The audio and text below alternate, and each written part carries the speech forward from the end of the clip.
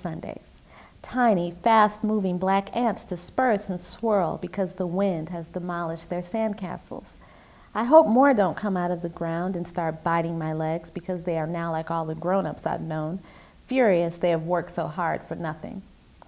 I ignore the gusty currents of dust and open my mouth to taste the dirt. Then I catch my old woman a rose as it shoots past like a kamikaze. My palm closes around a menacing thorn. I walk up to the dull, leaning, one-story yellow house with the flower in my hand and a little blood running down my wrist. Behind me, I see a rusted chain-link fence with circles like a honeycomb. I imagine bees on their way to sting me. Then I hear the bark of a big dog coming from somewhere inside. But I'm not afraid of any of this. People are the only things which disturb me. I don't like when this woman twists her mouth at me, like she's wondering why she ever liked me in the first place. I want to make her happy. I want her to think I can live forever.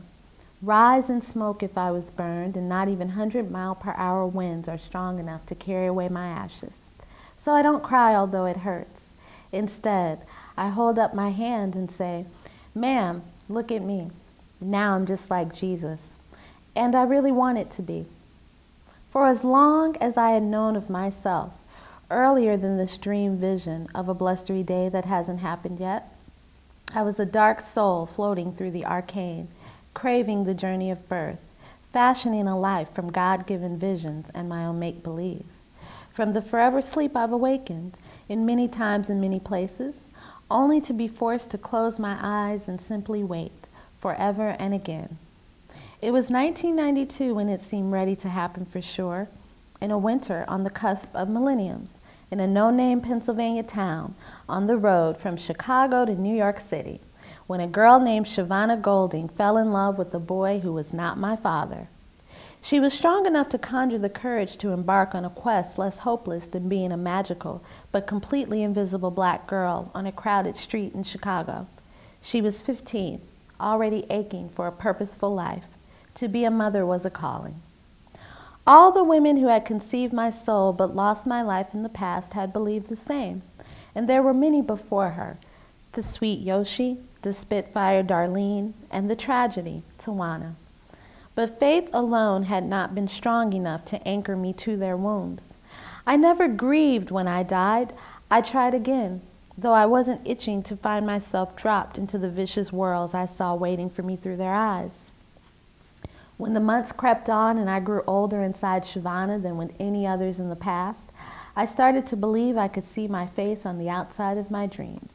It was up to me to convince Shavana to want to see my face on the outside of her own dreams. I knew I was eventually meant to make it, one day. I just wanted it to be a day when my life would be right. Until that day, I found solace in imagination's peace, the pondering of the what-ifs. What if the women had been white? What if the women had been privileged? What if the men had been taught how to love them? To those questions, I drew my own conclusions. I wish I could have shared them with all my mothers, if they could have heard me, and if I had found out, in time, how our shared story would finally end. So that's the beginning of conception. I hope that you are sufficiently intrigued enough to check it out. It is from St. Martin's Press, and it is $13.95, I believe. And I also have another novel, my first novel, entitled Upstate, which I will show you here. This actually is my baby. This is the first book. I wrote this when I was a graduate student at the New School in New York City.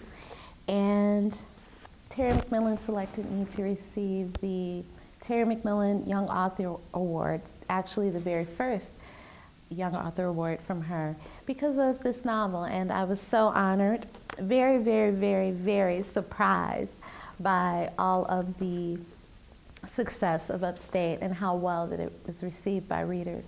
I want to thank all of my readers for buying my novels, visiting my website, and coming out to my readings, signing up for my mailing list, booking me for events, all the librarians, all the teachers who are teaching Upstate, all of the people who've invited me to speak. I just want to let you know that I do appreciate your support, and I hope to continue to write stories that inspire people. You can visit my website at www.kalisha.com. That's www.kalisha.com. Thank you.